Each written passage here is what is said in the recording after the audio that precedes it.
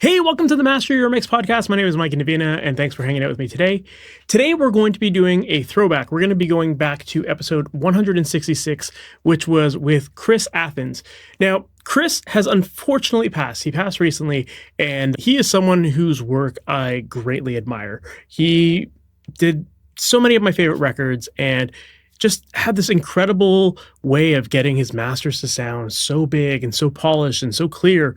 And I know that for a lot of mastering engineers in this industry, he is one of those people who everyone highly looked up to and would often compare their tracks against.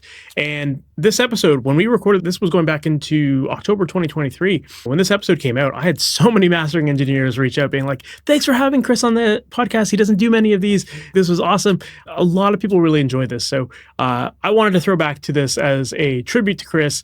And also just because I feel like this is such a great episode. There's so much good stuff in this one. Now, if you aren't familiar with Chris, Chris was a mastering engineer who was working with some of the top artists in the hip hop world and the rock world. From the hip hop side of things, he was working with artists like DJ Khaled, Mac Miller, Drake.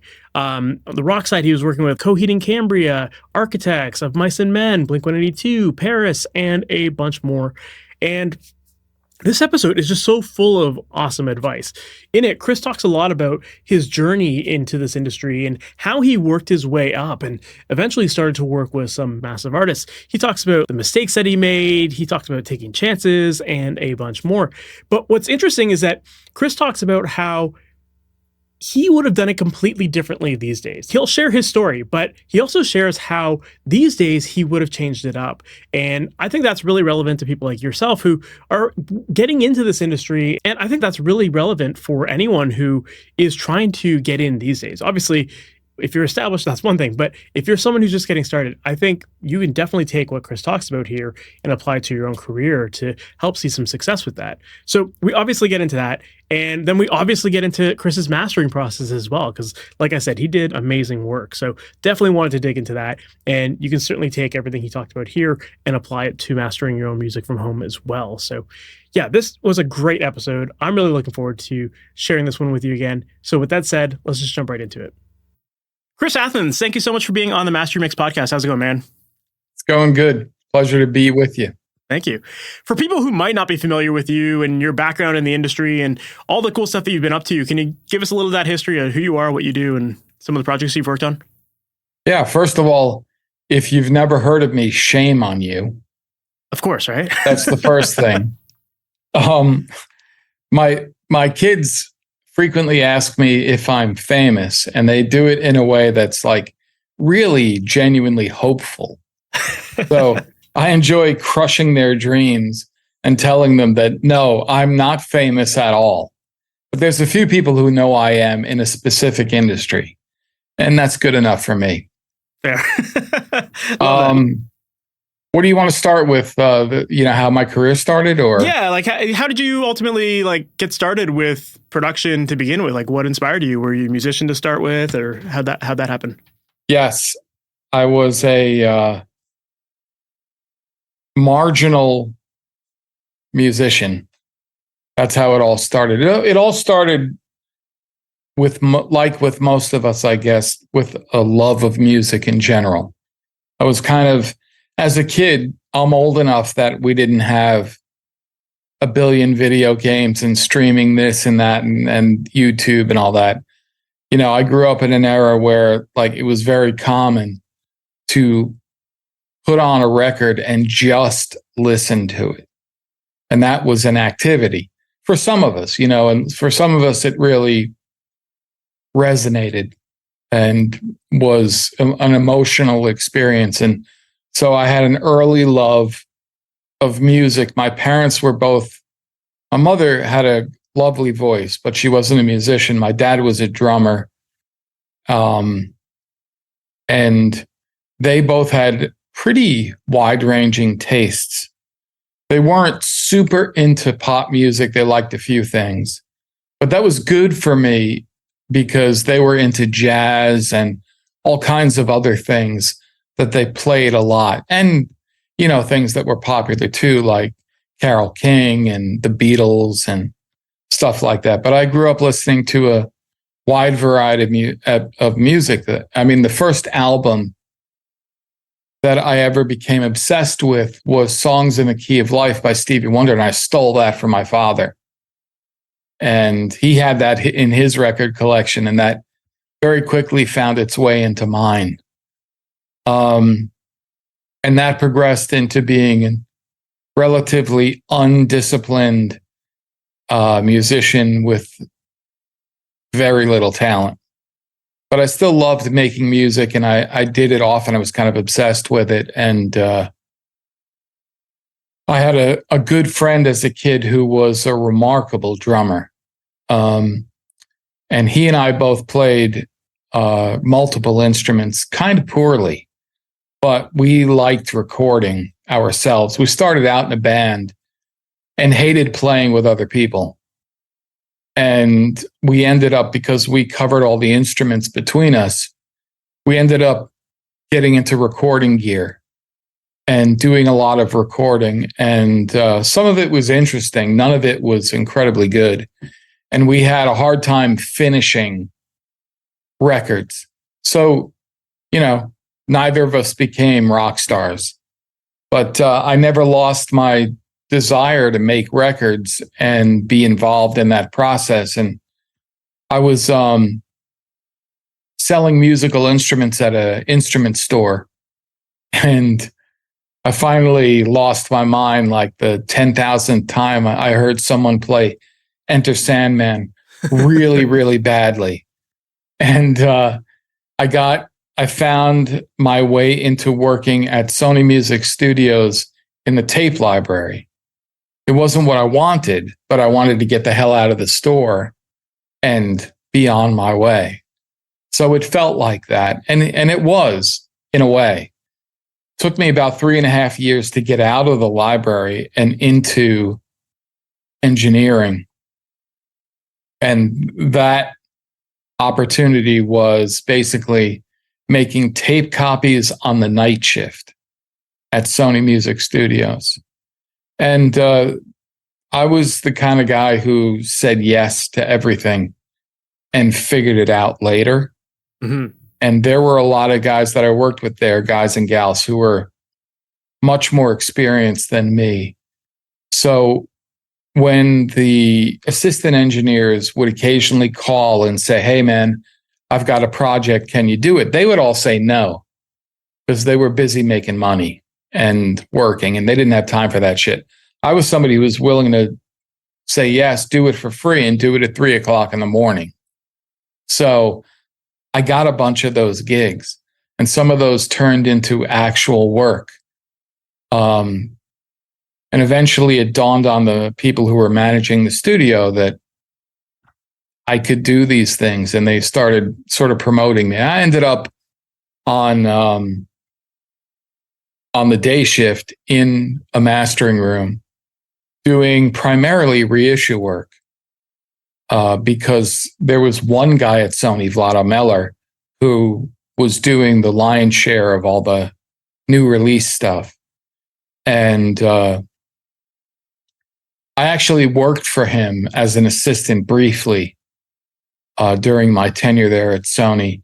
And he taught me a lot, including how to cut vinyl.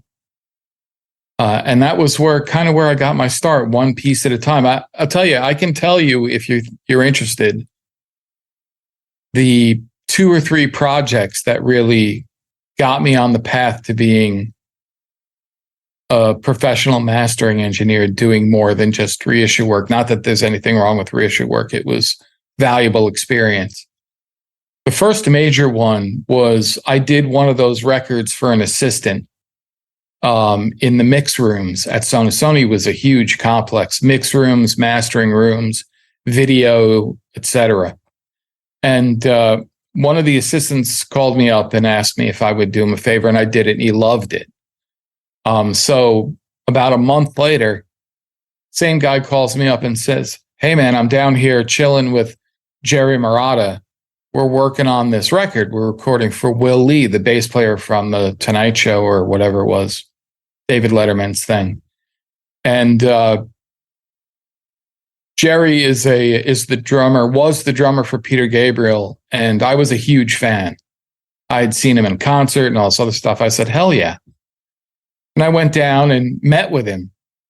And it was pretty funny because he asked me, he said, I need this record mastered. And we were going to send it to Bob Ludwig. And I was like, yeah, great. And he said, but what have you done? And I said, in a moment of clarity, I was like, don't lie.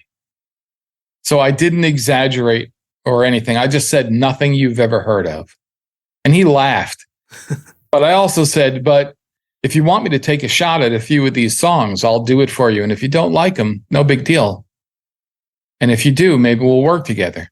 And he was like, sure, kid. And he handed me the tape and I did it for him. He loved it. And I did many records with him. We're still great friends. And I occasionally do records that he produces or plays on. But that was a long time ago.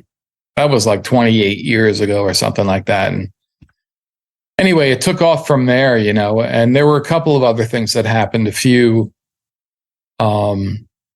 people that I did things for really liked it and then brought me lots of work, like Kurt Yano, who is a producer and musician who lives in New York City. I did weird things for him, like Phoebe Snow and these big blues guys and stuff. And it just kind of got from there. But one of the biggest breaks was the way I got into hip hop, for instance, was Vlado. Vlado was one of the busiest guys at Sony, and I was working with him. And I think he liked me a little bit or whatever. He liked what I was doing. And one day he was working with the guys from Raucous Records in New York City. And they were a very new company and very young, and they didn't have a lot of money, and the records weren't big and famous. So one day he just said, you want them, kid? And I was like, yeah, sure. Because I said yes to everything. Yep. And when I started working with Raucous, the guy who was the president of the company, Jared, I think his name was, he used to show up with the tape in his hand, like the president of the company. And they were primarily doing singles. And I did their first. I started working with them and they gave me everything pretty much that they were doing, including their first big kind of musical act that was not a compilation, which was this record called Black Star. Well, the group called themselves Black Star.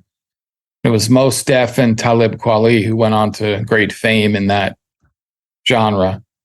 And I did that record and a bunch of other stuff, and Raucous Records really blew up around that time. And I was doing all those records, so I started getting phone calls from all kinds of other primarily urban music artists from around the world, and that kind of started it.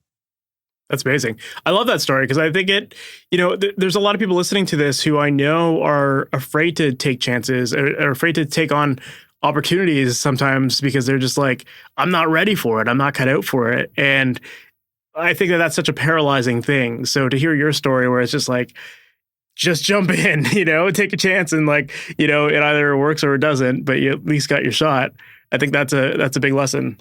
To be honest, I started relatively late and I was feeling the pressure of that kind of late start. Everybody that I knew at Sony who I admired and wanted to be like were about my age, maybe a little bit older, but they had 10 years of experience on me. And, it wasn't until I got the job in the tape library, and then I worked in the tape library for a few years, and then I started at the bottom in the engineering department. So when I started, I had a sense, for whatever reason, of desperation. And it made me work really hard, too hard, as a matter of fact, because I burned the candle at both ends for many, many years. And that kind of thing is not good for your health. But I went at it like nobody's business. Didn't sleep much for about 20 years.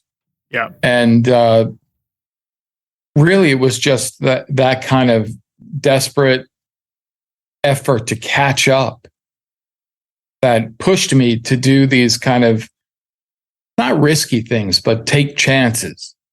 I only really got burned when I was at Sony one time, and it taught me a big lesson about preparedness. I was working on a record with somebody I'd never worked with before, who had worked with some very credible mastering engineers. And one of the things I was using was an old digital Neve mastering console, which was great. It was really a really good tool, but it froze up in the middle of my session. And I absolutely could not figure out how to get it unfroze. And it kind of messed up my session big time. And the client was disappointed and probably a little turned off. And I was all flustered and whatever. Then the next day I came in, kind of worn out and hangdog because it was really late at night when this happened.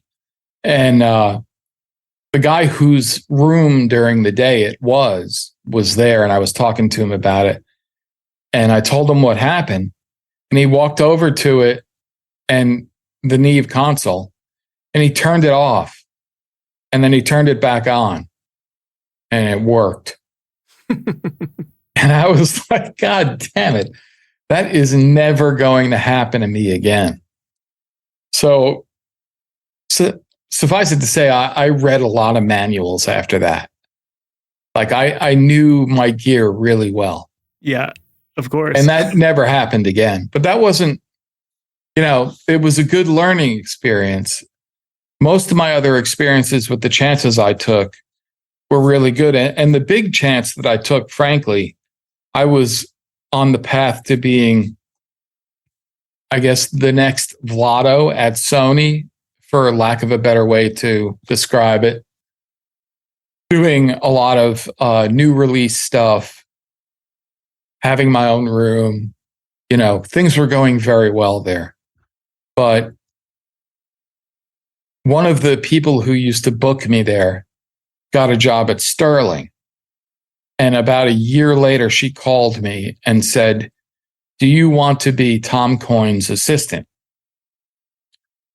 And I'm talking to her out of my mastering room. I'm a mastering engineer at Sony, doing my thing. Things are going well. And I just said yes.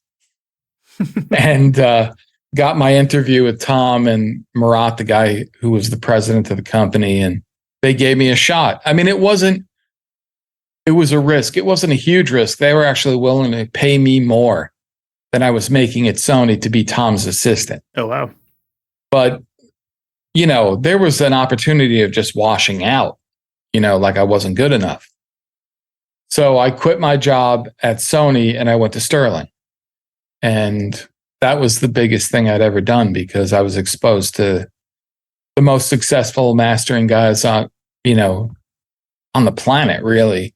Mm-hmm. And that level of competition and that level of access to all these big projects and people, and it really was the kerosene to my fire, and my career took off from there.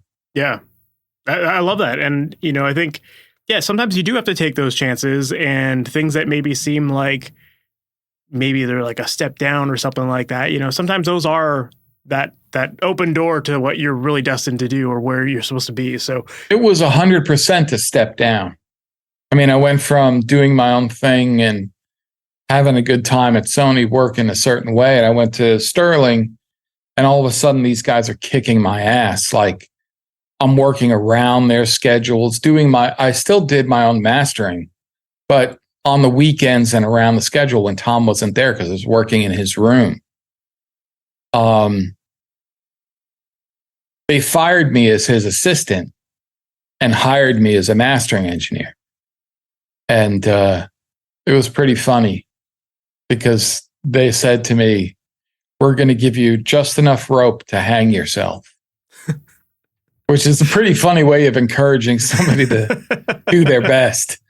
But a year later, they gave me a contract for a huge raise after I had made them a ton of money in my first year.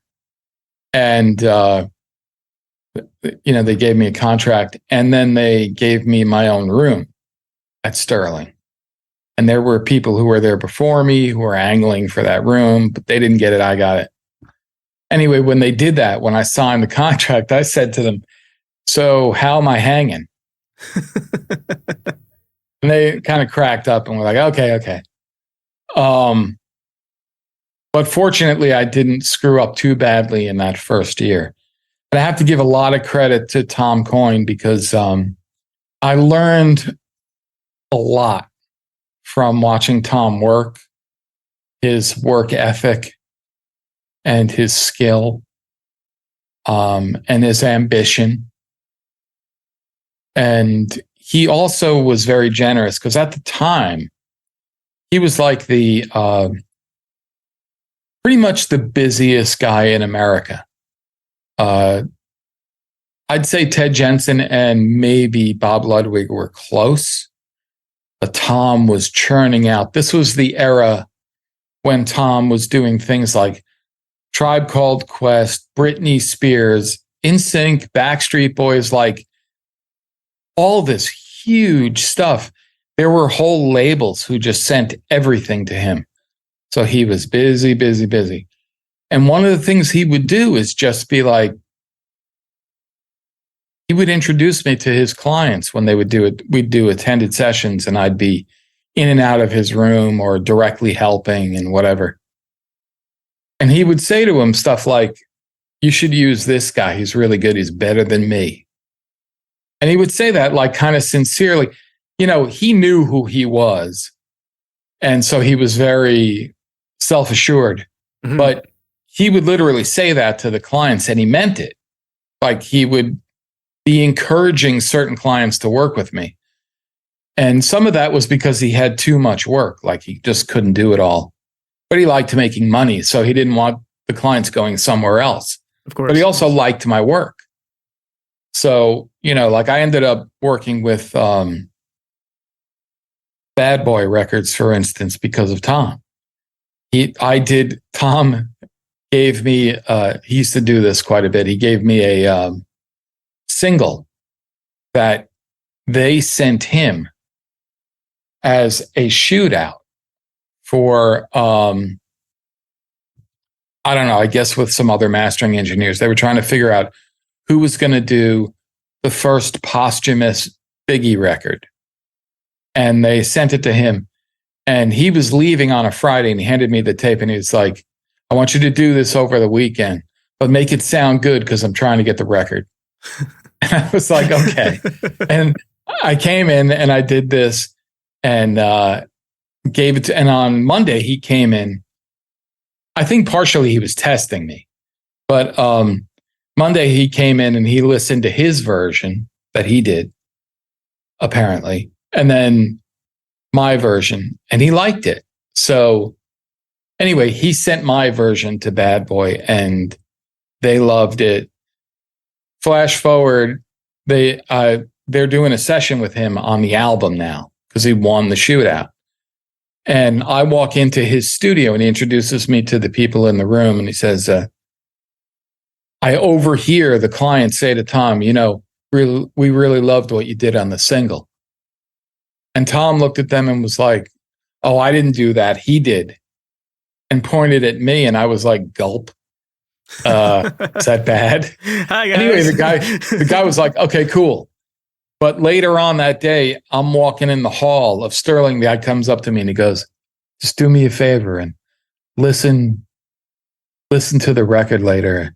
Make sure everything's okay." And I was like, "Yeah, okay, like you're in the room with Tom Coyne. Yeah. It's going to be fine." But from then on, Bad Boy booked me exclusively. I did everything they put out for 8 years. Wow. Because of that moment and Tom's generosity.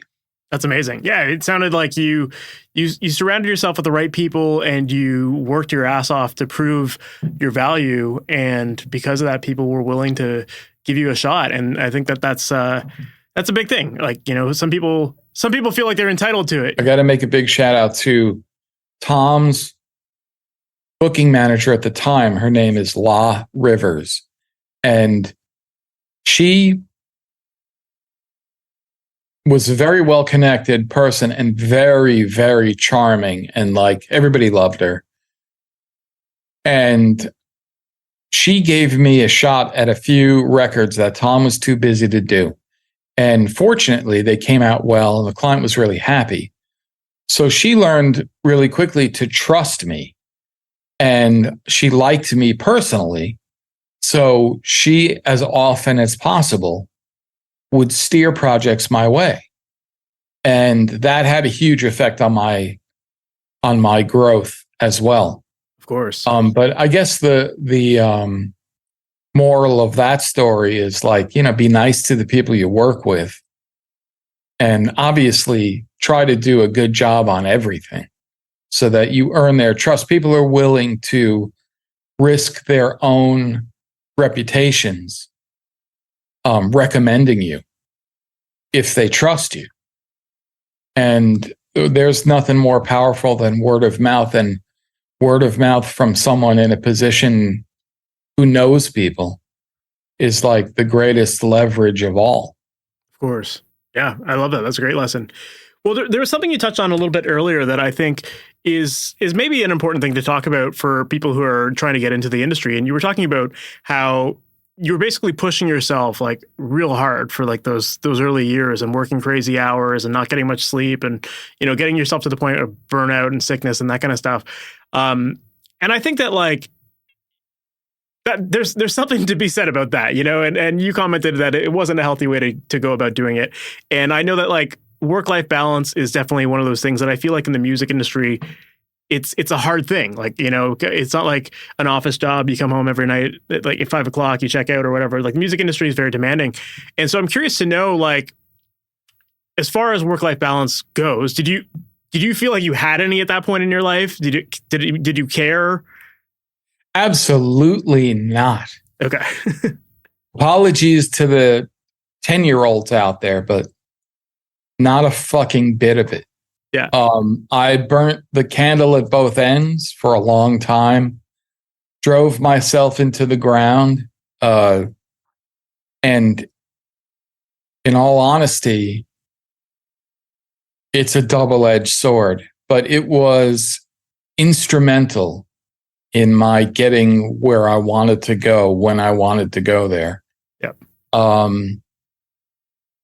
You know, I felt like that feeling only got worse when I went to Sterling, because there are other assistants that work there Sterling was building a new fancy facility in New York, multi-million-dollar, nicest mastering studio in the world. And it was opening soon when I got my job there.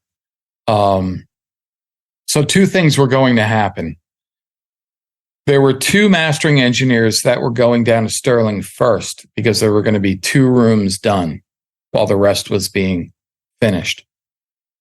And one of those rooms was going to go to one of the vacant rooms at the old Sterling was going to go to Chris Geringer, who had just joined the company.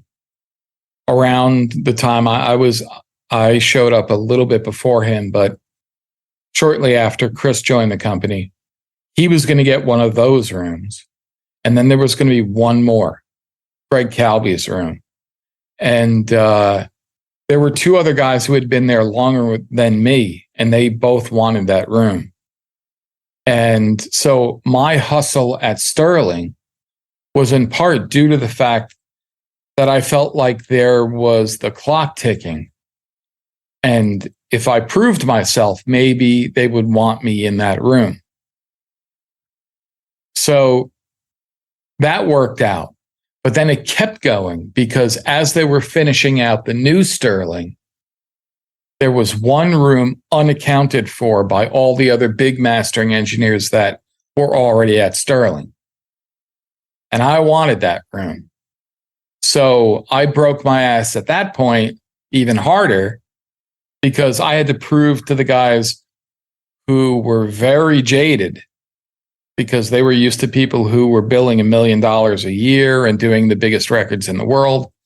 They wanted like a certain level of achievement out of that room, a certain level of billing and what have you.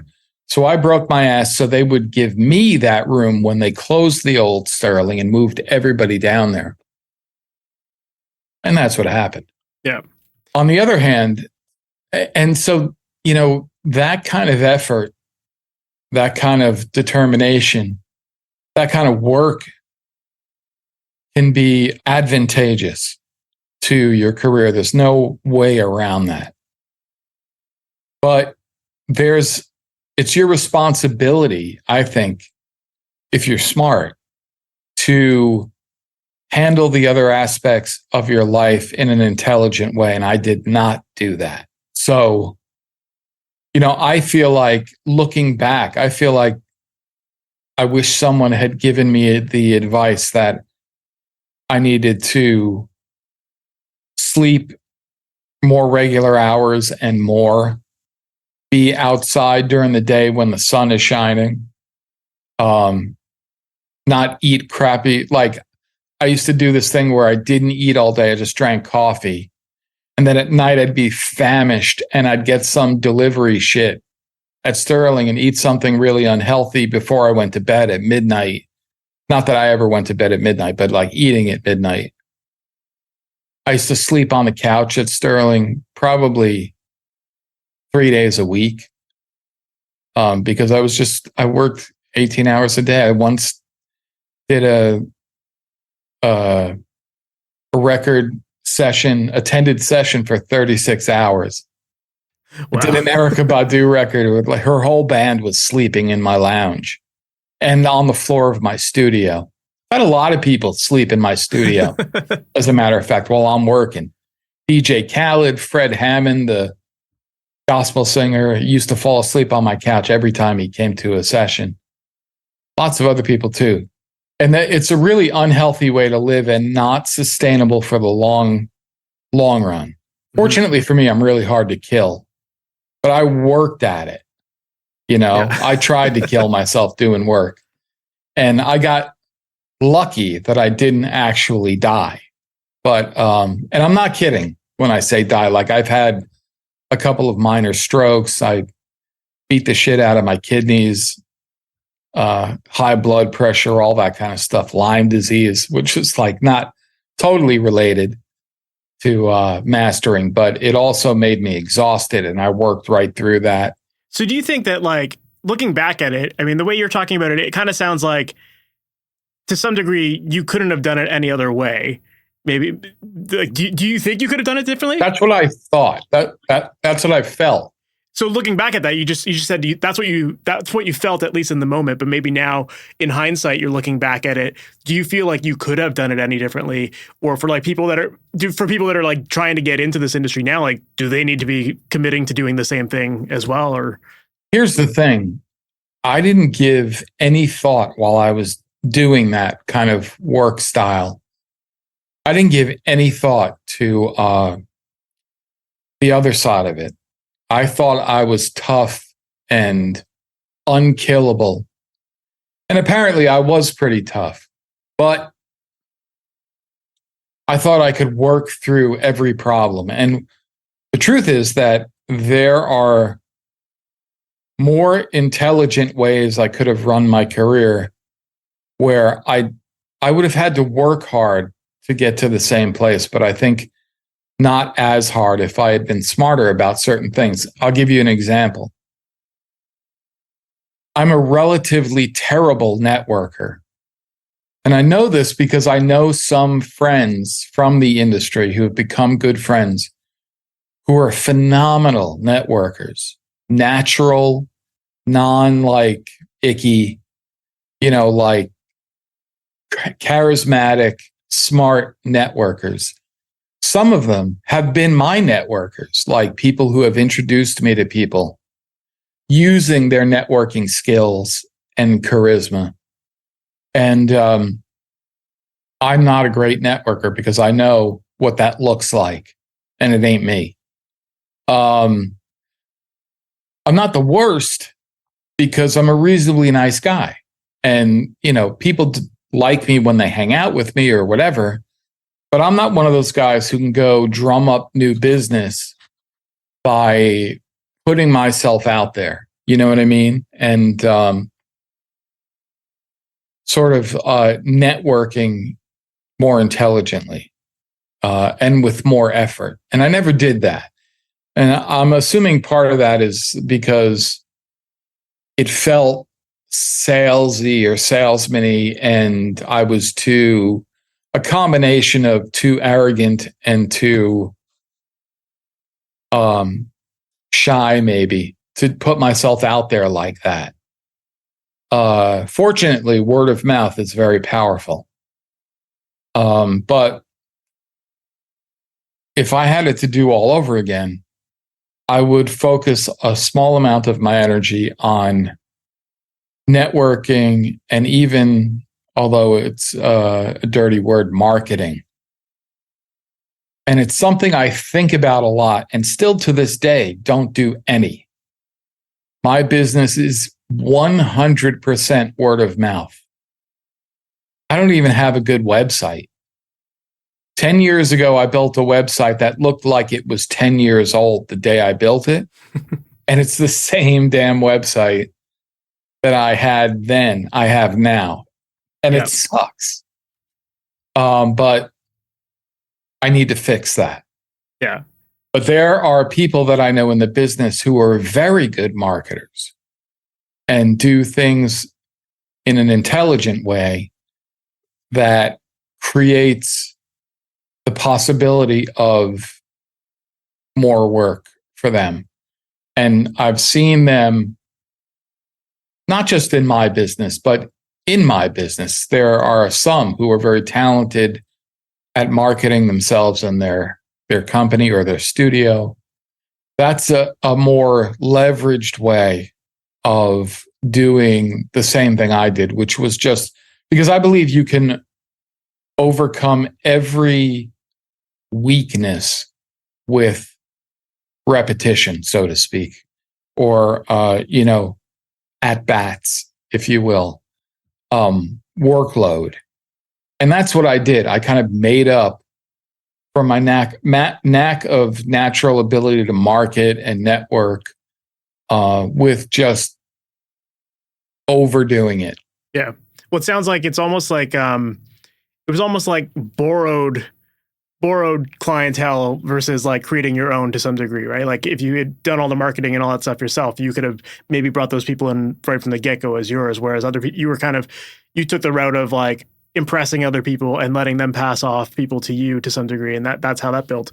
And I think that you mentioned a couple things there that I think are really important to emphasize, which is that like, yeah, word of mouth is a very, very powerful thing, but it has to start from somewhere, and you can't just say like, I'm opening up a studio today, word of mouth, come hire me as an engineer, that doesn't happen where people just start knocking on your door. You have to start somewhere to get that snowball rolling. So, I mean, you had the clientele, you had some people that, like you were working at other studios, so people were passing off that work and that created those relationships, which then formed new relationships and all that kind of stuff. That's how that snowball seemed to work. Well, that's an interesting point because I get asked relatively frequently, how by people who are in the earlier stages of their career, beginners or intermediates, how can they find success in this business? And, honestly, I have no idea. I mean, if you asked me, I have some ideas, but I don't have any experience. If you asked me how to be successful in this business starting 28 years ago, I would know exactly what to tell you to do. And it would include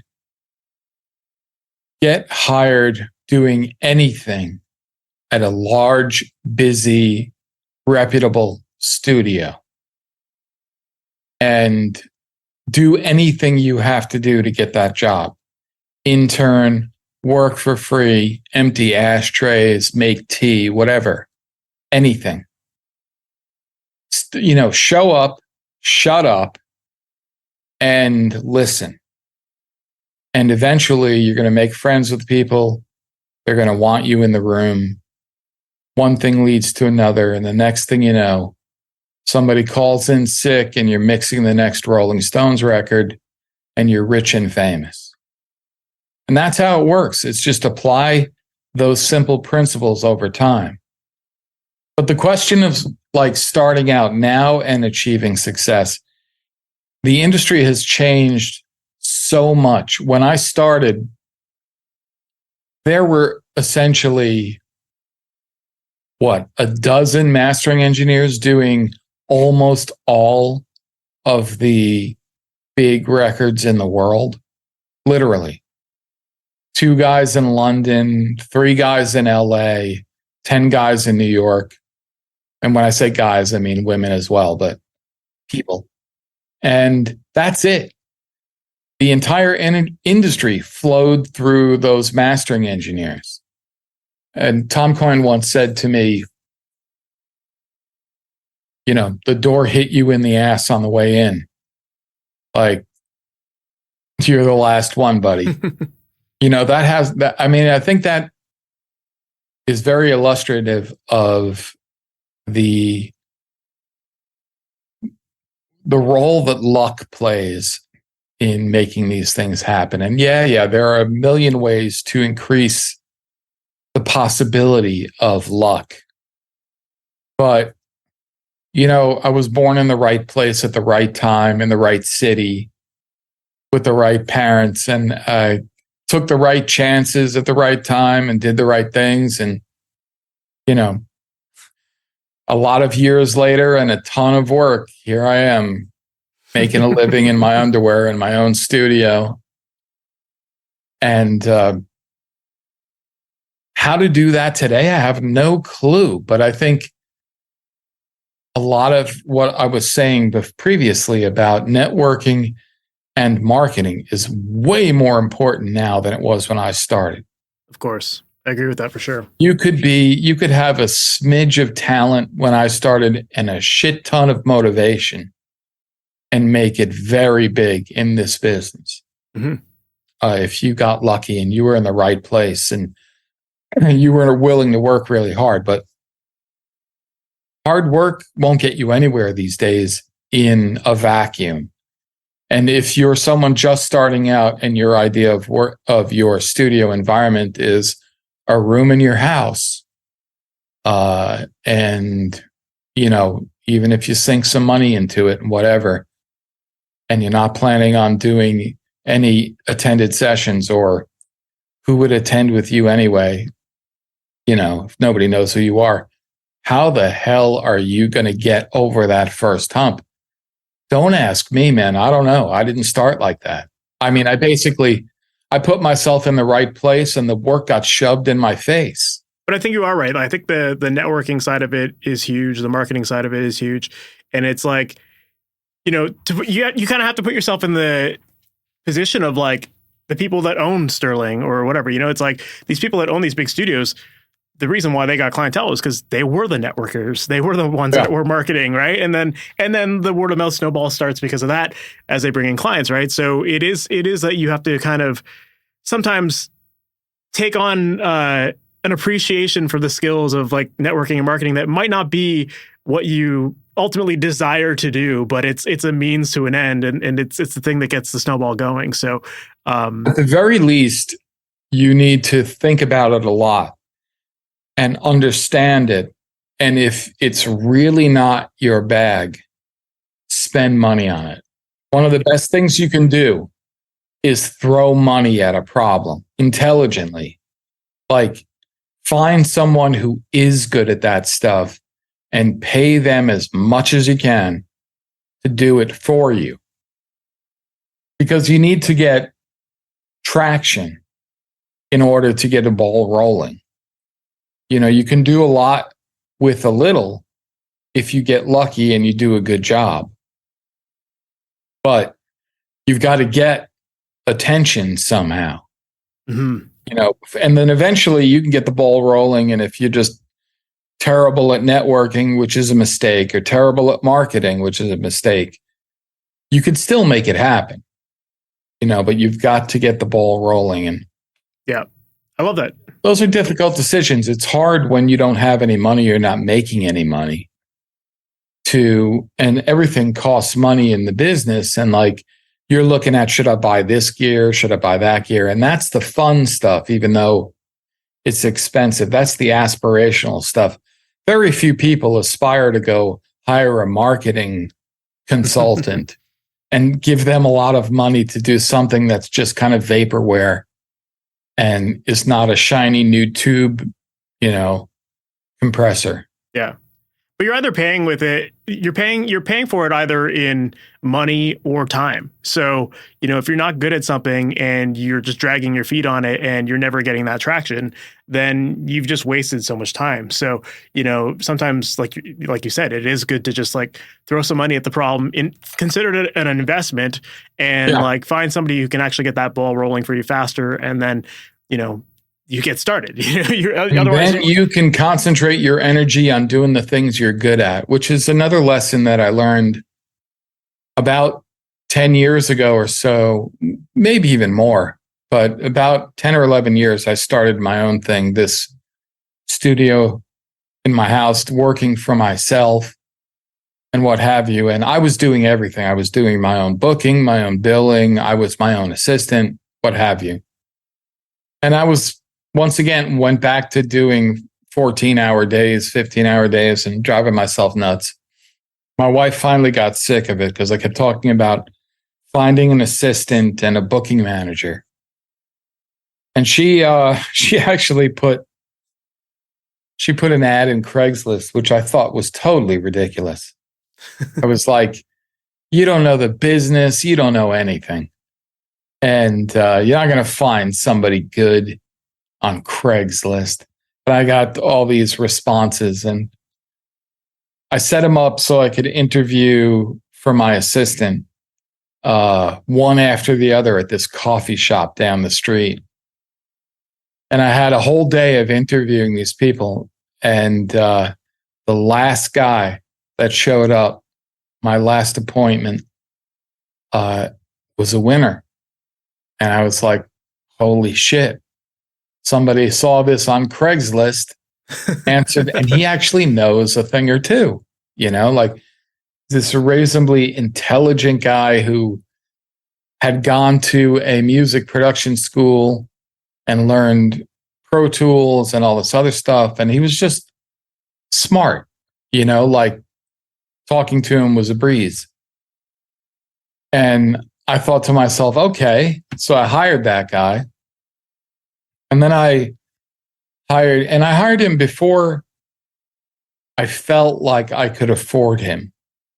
This is the point I was trying to make. Because that's kind of scary. Like, one of the things I think you should do after you get the initial ball rolling in your business is to stop doing the things that are not part of your core competency. If what you do best is master records, and what people are showing up for and paying for is you mastering their record, stop doing all that other shit right now. You got to stop doing it before you have to stop doing it, before the work is overwhelming and before you're falling behind schedule and not doing your best work and getting stressed out and not sleeping and, becoming an awful person to be around. You have to do it before then. One of the risks you have to take is offloading all non-crucial aspects of your business to someone trustworthy who you can leverage their time And that is something I've worked very hard on for the last 10 years. I have 2 assistants and a booking manager, and my booking manager is also an assistant. He's a qualified audio guy, and he worked for me at Sterling. And I was able to talk him into joining me. So my workforce is distributed. I got 1 guy here in Austin, 1 guy in Nashville, and my booking manager is in Denver. My booking manager does, obviously, my booking, scheduling, billing, follow-up emails. He's capable of answering some technical questions. And I have my assistants for setting up my sessions and then delivering my masters and other various things that I don't want to do. And once you train a good assistant, for instance, I don't even do stuff that I'm okay with doing, like sequencing records, like putting an album together in order and the spaces and stuff, because my guys are experienced enough that they can do that with feel and, where I think, oh, that's what I would do. And as a result, we work very, very efficiently. And I'm able to get a lot done. And not only that, what I get done is better quality because I'm not spending any mental energy on things I don't need to be doing. I don't need to be labeling songs and putting in ISRC codes and running off DDPs and QCing stuff and all of those things, even assembling records or what have you. All that stuff they do for me. So each one of those guys I hired before I felt I really I could, but needed them, Mm-hmm. and we grew together into this machine. And so now that's what I actually work less now.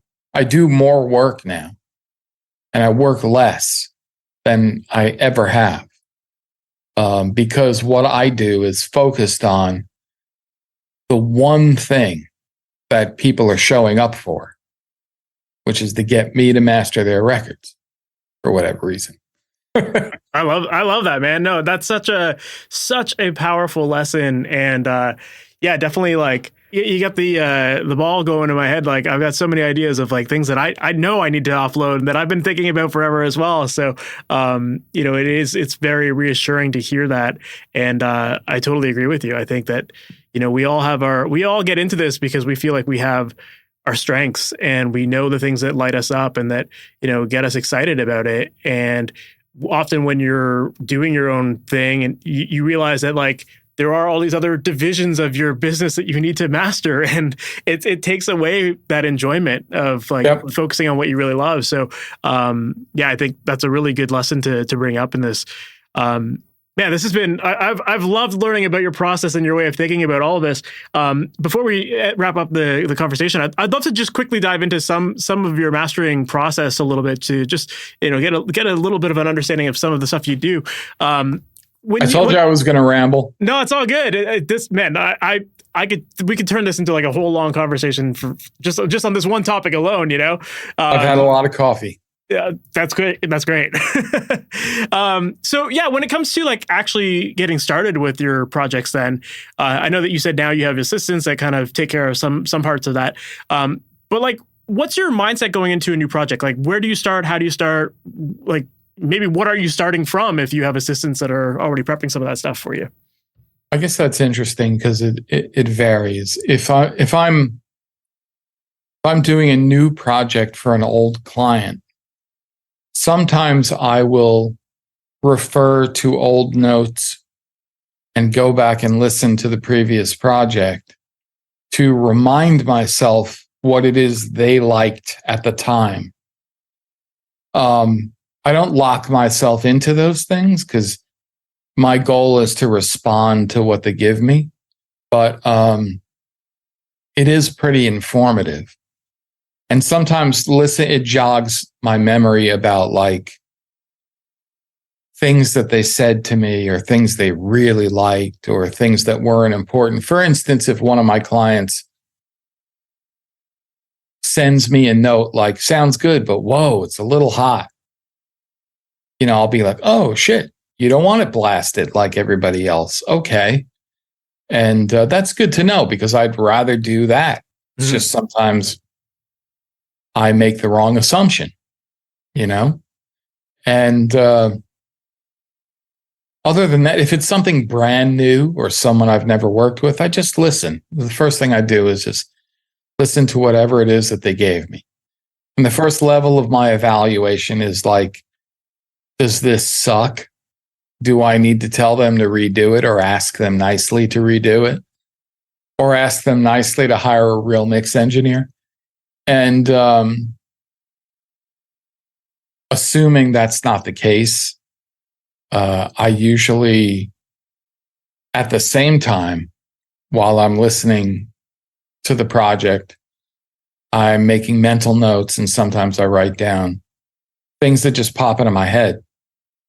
And if it's an album, I'll bounce around between like soft and loud parts and the various songs just to get a sense of like where it is holistically, like where I think they wanted to go with it. Mm-hmm. And then one of the magical things about working in a nonlinear fashion, which is like one of the most amazing things about working digital, is that it used to be a very linear process. Like when you were mastering an entire record, every song frequently was on like a individual tape, which needed to be loaded onto the tape machine, rewound sometimes, and queued up. Sometimes the tape deck would need to be addressed, cleaning the heads or whatever. There's long breaks and a long time getting to the point where you're actually working on something and listening.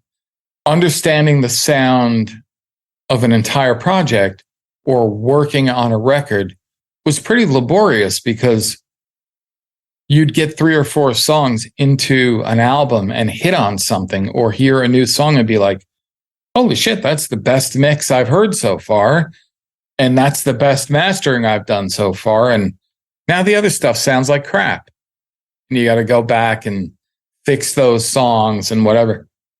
One of the nice things about, modern non-sequential work or non-linear is being able to bounce around and getting a broader sense of something immediately or as you work. Anyway, I'll just frequently, if I hear it and to me the mix sounds pretty good or great or whatever, I just start working. I try to be as instinctive as possible, and I work very fast.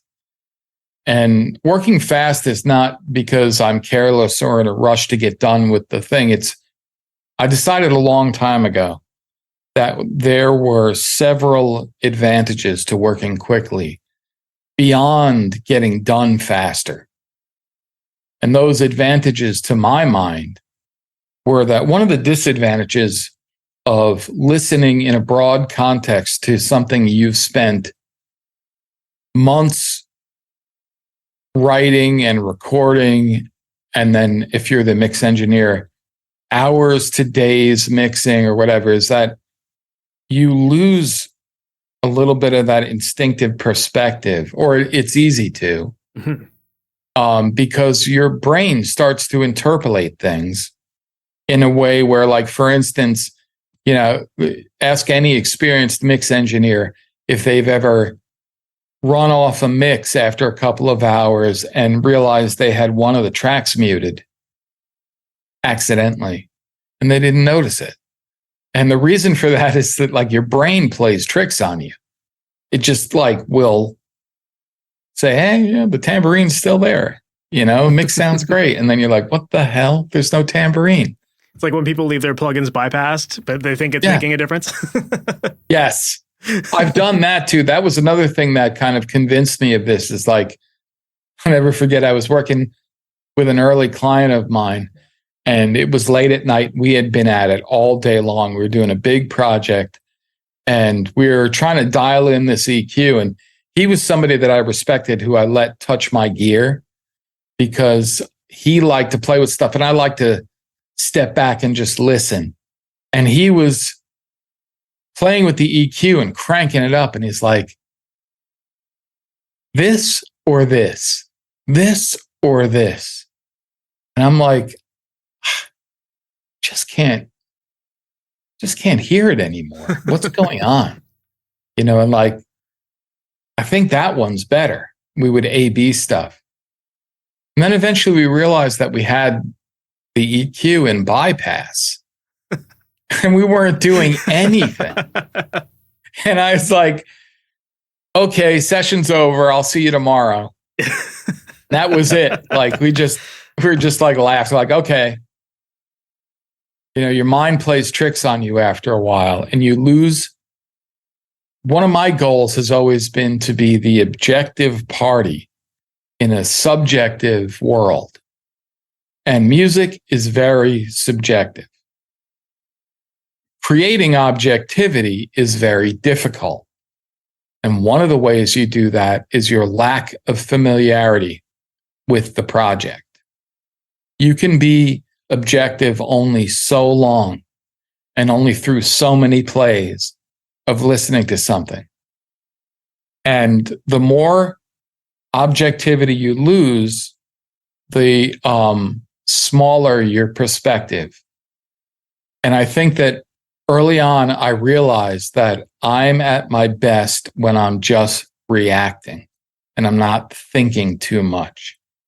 So I kind of trained myself over the years to work very quickly and make decisions really quickly. Now, they're not always 100% the best. And of course, the best is a moving target in a subjective world. But that's how I work, fast. So when you say that you're a fast worker, like how long does it typically take you to master a song? The length of the song. Amazing. That's fast. Usually it's 10 seconds, but there are some songs that'll throw you a curveball. Like I can listen to, honestly, the soft part of the song and the chorus, and I know what I want to do. What helps that is the quality of work I get is relatively high because I built up my business over the years and I have clients that send me. Most of my clients are pretty serious. Mm-hmm. I still get shitty mixes now and then, but it was all shitty mixes when I started. And those are much more challenging and they require a different mindset and a different set of tools to try and extract, assuming you can't go back and fix the mix, to try and extract something much more usable out of whatever you've got. And, so it takes a lot more time, a lot more experimentation, and it gets tougher the longer you do it because you start losing perspective and not knowing if you're making an improvement or just making a change.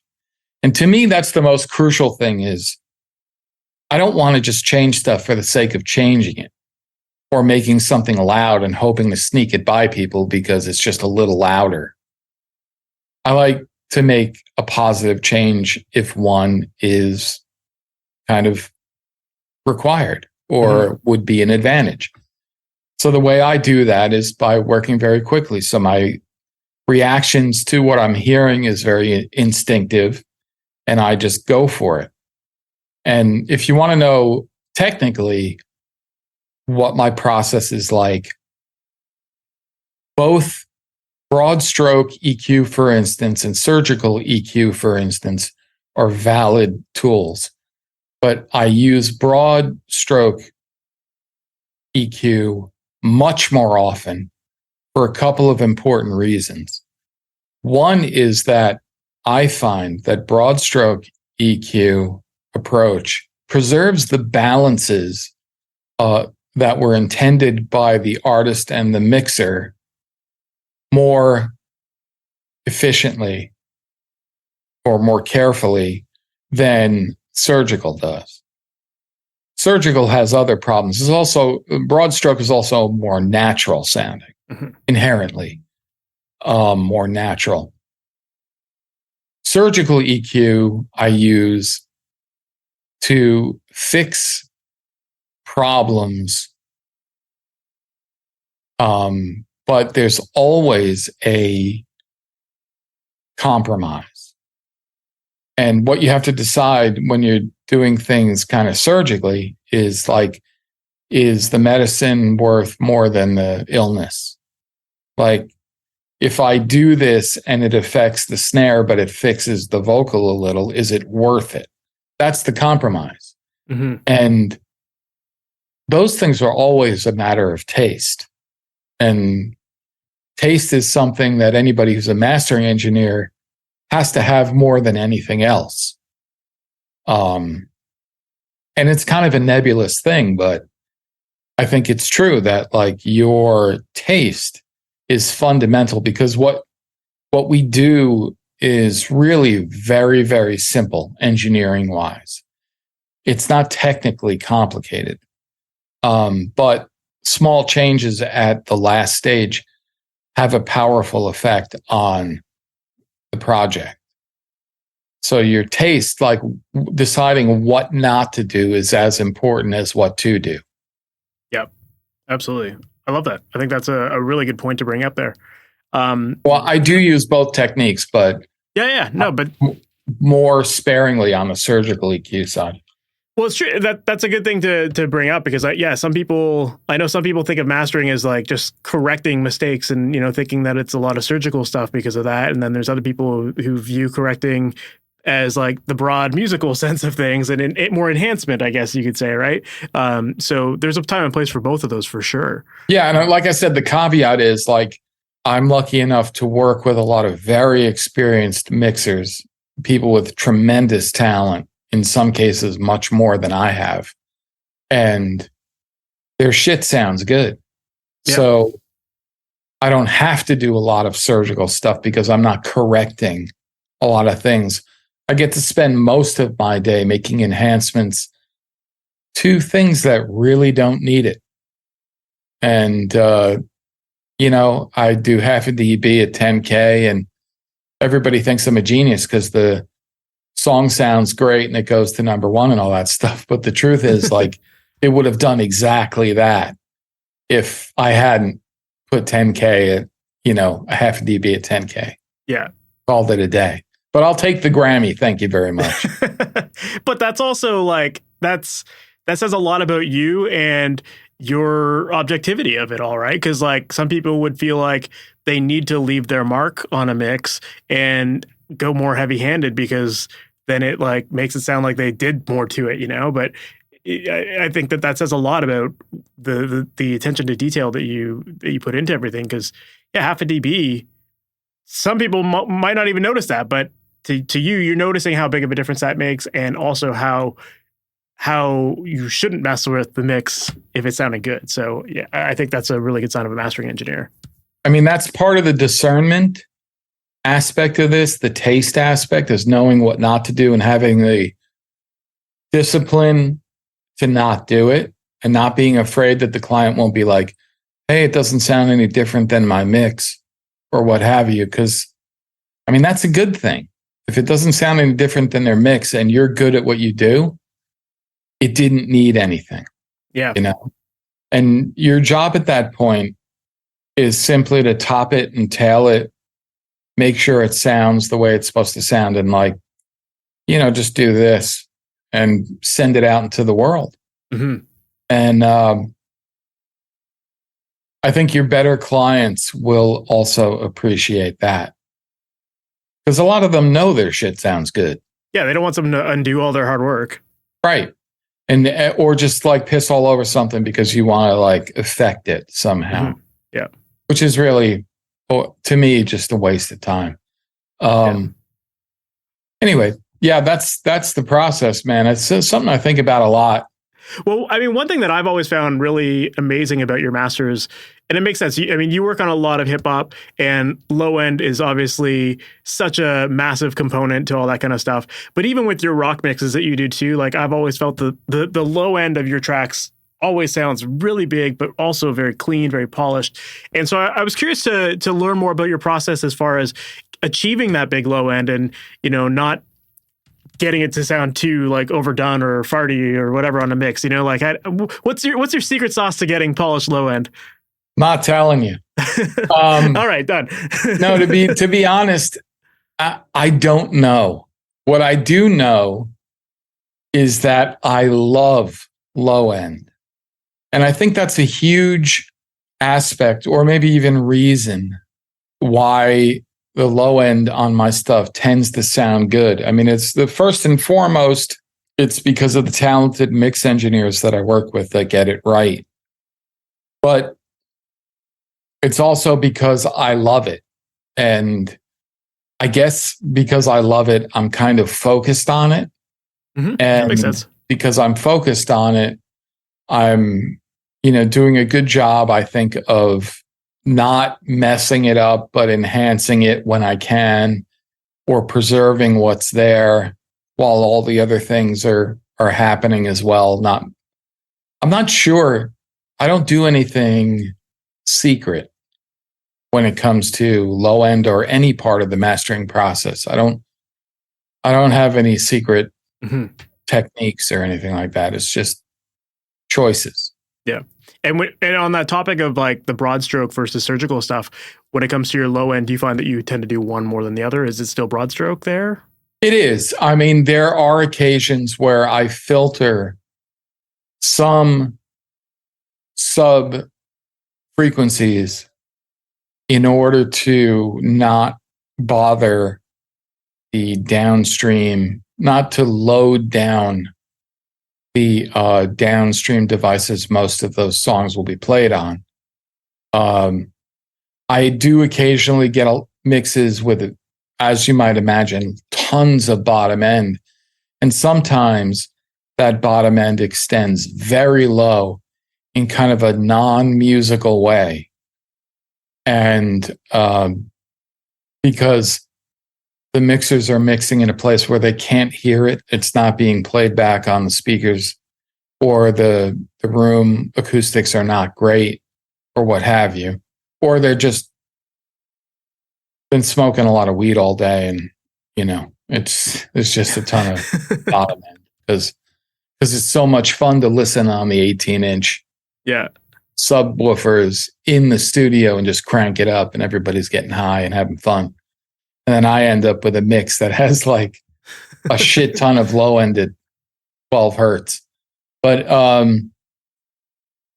will frequently play with where the filter starts and the shape of the filter and how much it's cutting out, and play with the balance of what I think is going to be audible low end and what I think for most people is going to be felt low end for people who listen in Jeeps or big car speakers or systems with subwoofers, and then stuff that I think nobody's going to hear.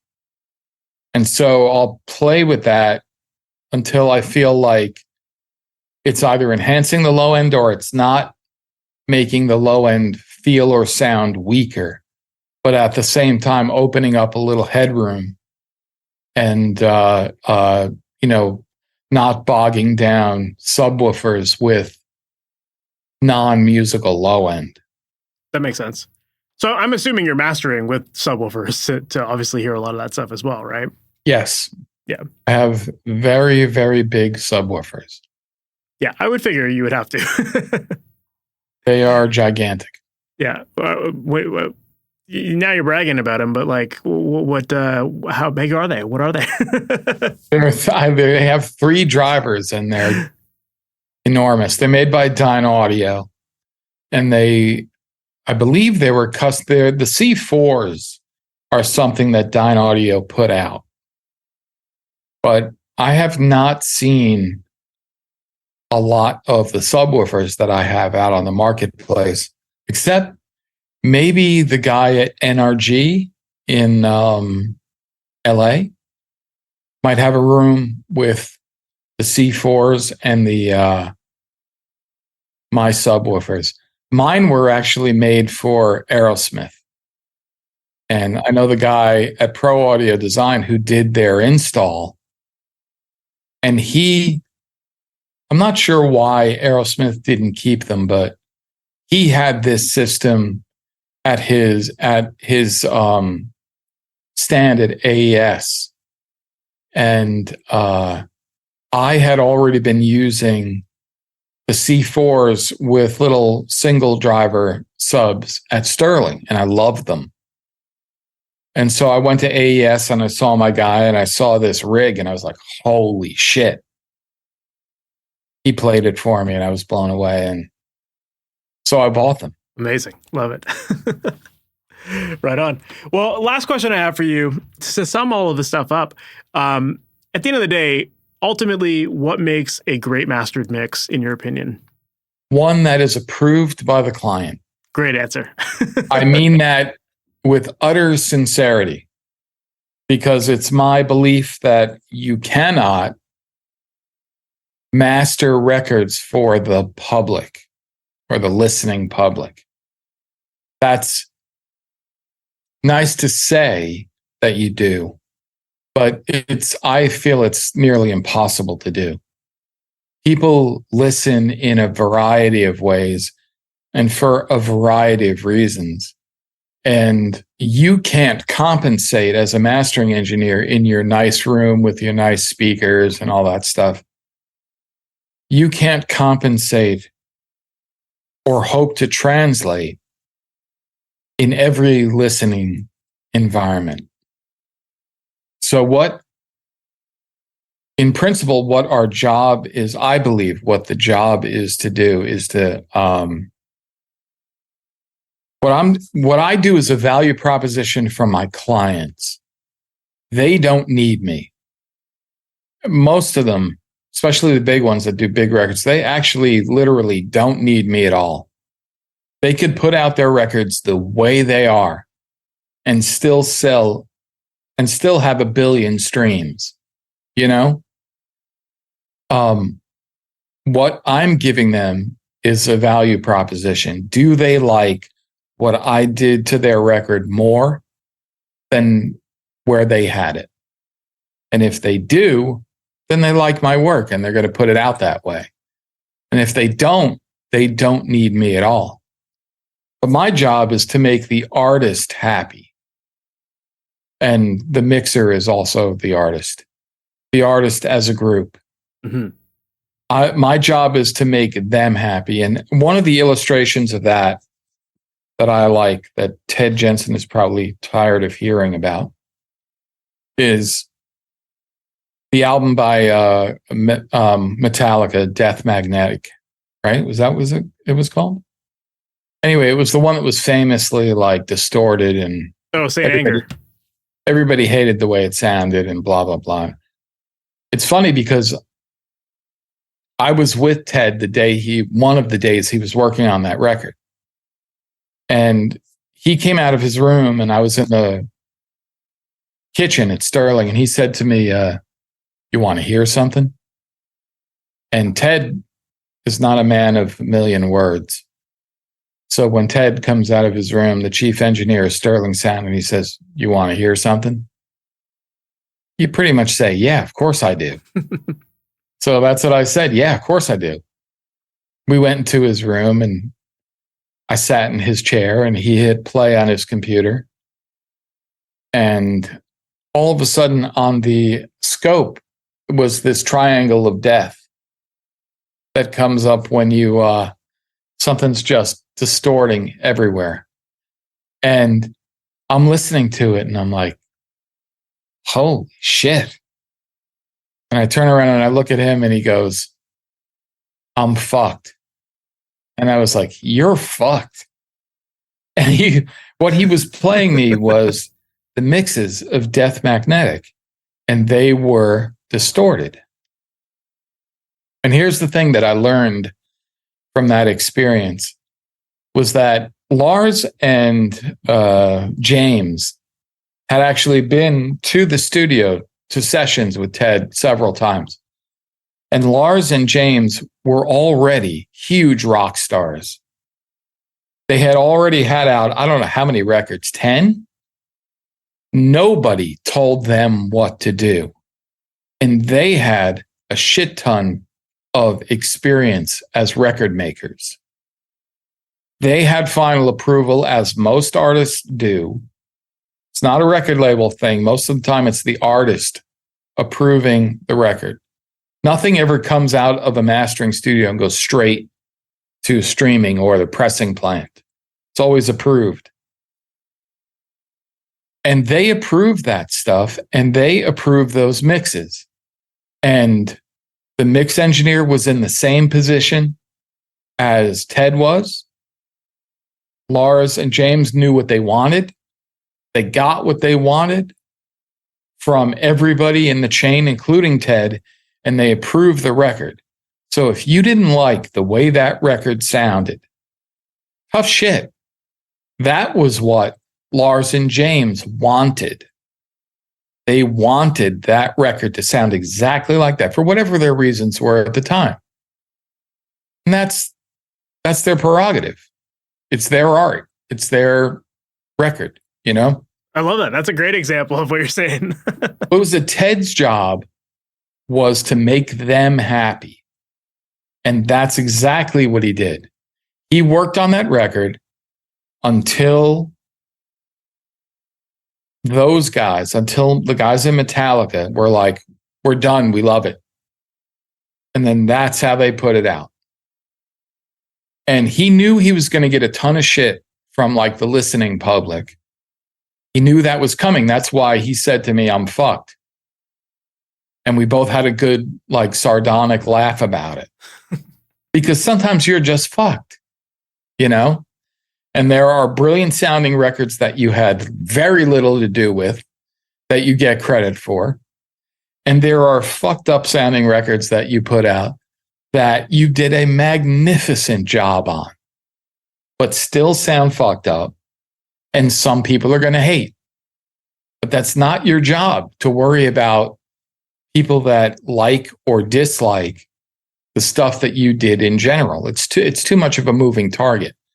Your job is a value proposition. Do you give something of value to your clients? And your clients are the artist. I love that. Yeah, man. That's a perfect place to wrap up. I think that it's a perfect story of, you know, seeing that at the highest level of you know, artists, you know, and yeah, dude, that's a great story. I love that. Chris, thank you. This business humbles all of us. It totally does. Absolutely. And I think that throughout this whole conversation, there's a lot of that kind of, a lot of that humbleness to what you're talking about here and like the lessons learned along the way. And I could tell that you've definitely put a lot of thought into, you know, your, what you do and why you do it the way you do. And it just speaks volumes to the level of work that you actually do as well. So, Chris, thank you. Thank you for being on here. I really appreciate it. My pleasure. So that was my interview with Chris Athens, and I really, really enjoyed that. I loved learning about his approach to the things he would do differently if he were getting started today. And I think that idea of focusing on marketing and networking, that is something that a lot of people are very reluctant to jump into. You know, they think that it's like salesy and slimy and whatever. But it's like, the truth is, if you want to be your own boss, or if you want to have your own studio, you need to get people through the door. And that word of mouth snowball that we talked about, it doesn't just happen. If you build it, they won't come. They only come if you let them know that your studio exists, right? So you need to get good at that networking side of things. You need to get good at marketing yourself. And when you do that, it creates that base clientele that then can expand to new people and build referrals and this and that. So, you know, I love that he talked about all of that stuff in this episode. I think it's super important.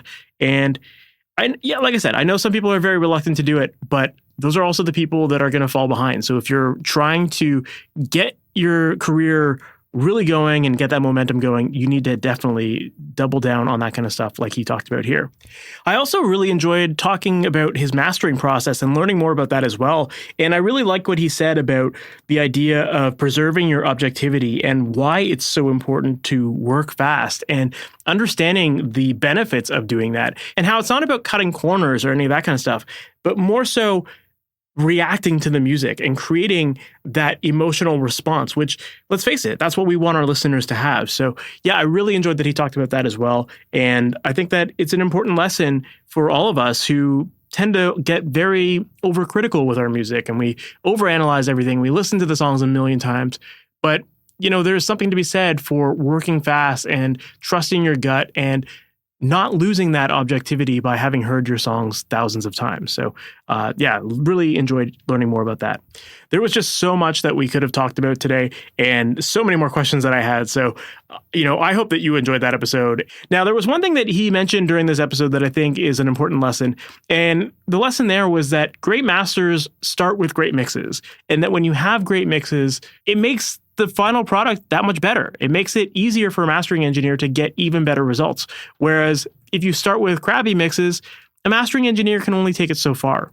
So the lesson there is that you definitely need to be making great mixes.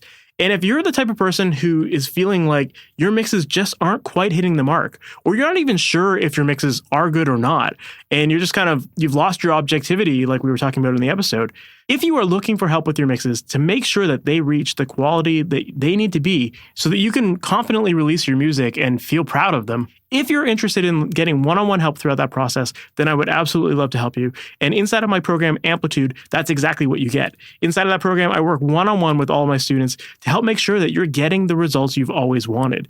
And I review your tracks, I give you feedback on them, and we work back and forth on them until they're sounding awesome. So if you're interested in getting that one-on-one feedback and support and learning the actionable steps needed to help elevate your mixes, then make sure to check out my program, Amplitude. If you visit MasterYourMix.com/Amplitude, you can find out all the details there.